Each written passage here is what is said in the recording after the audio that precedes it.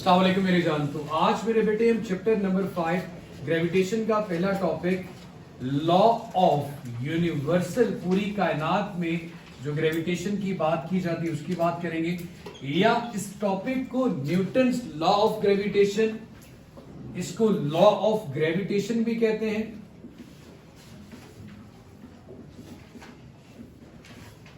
इसको मेरे बेटे न्यूटन्स लॉ ऑफ ग्रेविटेशन भी कहा जाता है।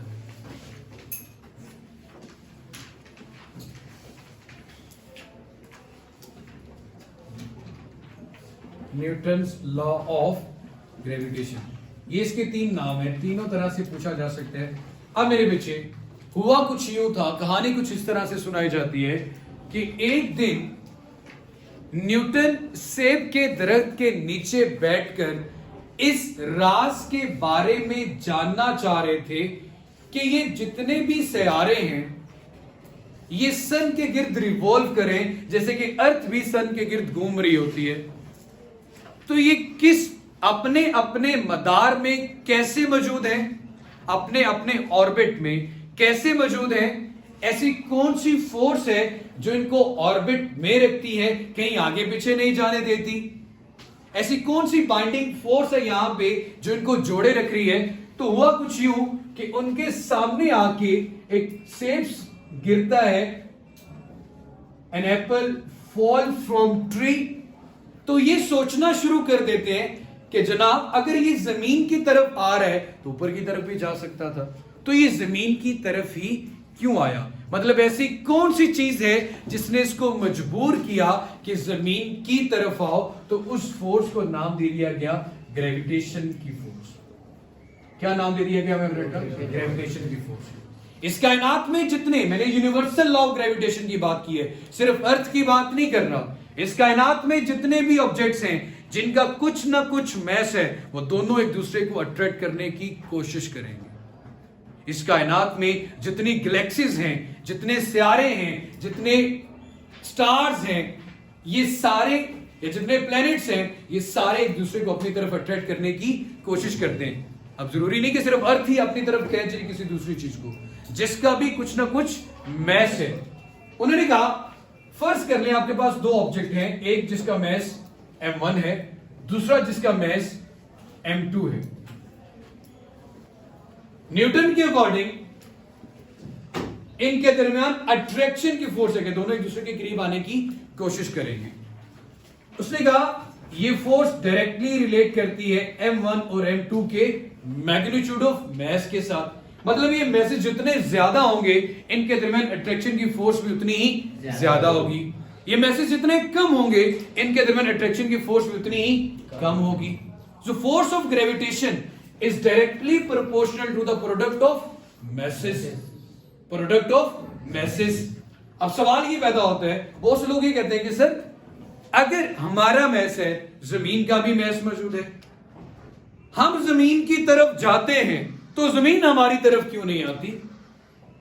या फिर मैं ये कहता हूं, आपके ज़हन में सवाल आता है कि शायद जमीन हमें ज्यादा फोर्स से खींचती है, हम जमीन को कम फोर्स से खींचते हैं। नहीं, आप भी जमीन को उतनी फोर्स से खींच रहे हो, जमीन भी आपको उतनी फोर्स से खींच रही है। जैसे कि 5 न्यूटन की फोर्स मैं इस पे लगाता हूं, और ये भी मेरे पे कब्जा क्या, देखिए ये बोर्ड मार्कर है, मैंने 5 न्यूटन की फोर्स लगाई, ये दीवार के साथ जाके टकरा जाएगा। इस डस्टर को या इस डाइस को मैं उठा के 5 न्यूटन से दीवार के साथ मारूं तो ये नहीं जाएगा, क्योंकि इसका मैस क्या है? ज्यादा है। इसका मैस ज्यादा है तो उसमें एक्सेलरेशन क्या होगा? कम पैदा होगा। और जिसका मैस कम है उसमें उतनी फोर्स के साथ एक्सेलरेशन क्या होगा? ज्यादा पैदा होगा। इसलिए हम जमीन की तरफ आते हैं, जमीन हमारी तरफ नहीं आती। चलो फिर बच्चे ये सवाल पूछते नहीं सर, चलो हम ये बात मान लेते ऐसा होता है, तो हम लोगों का भी तो मैस है, तो हम आपस में टकरे क्यों नहीं खा रहे?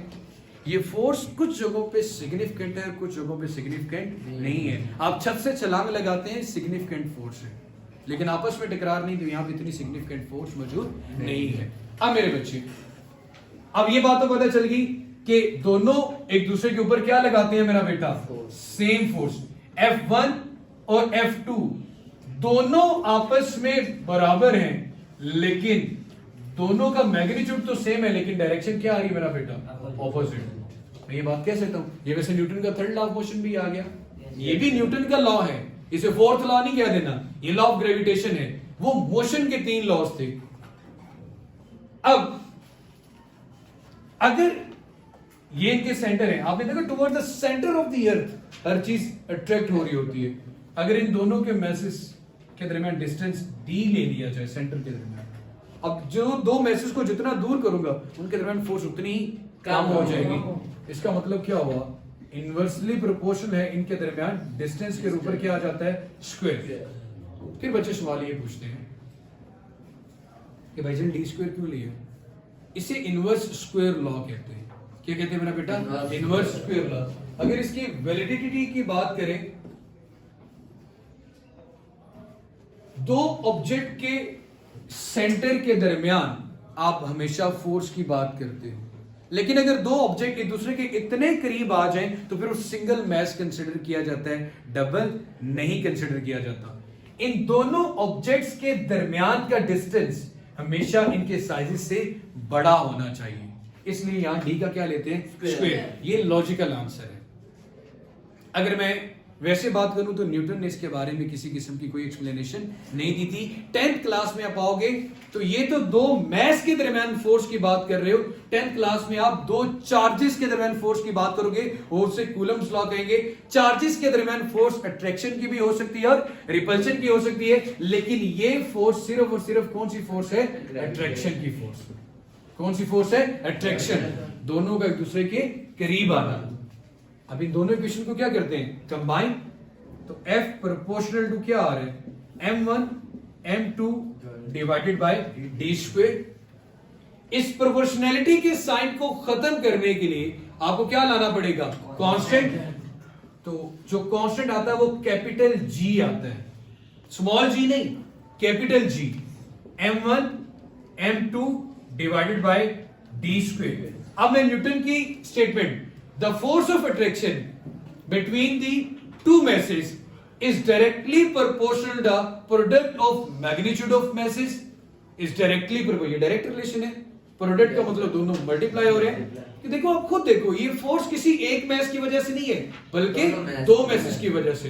Product of magnitude of both message and inversely proportional to the square of the distance between their centers। Clear हो गया बच्चे ये बात? अच्छा, G किसे कहते हैं? G is called gravitational constant। G is called gravitational constant।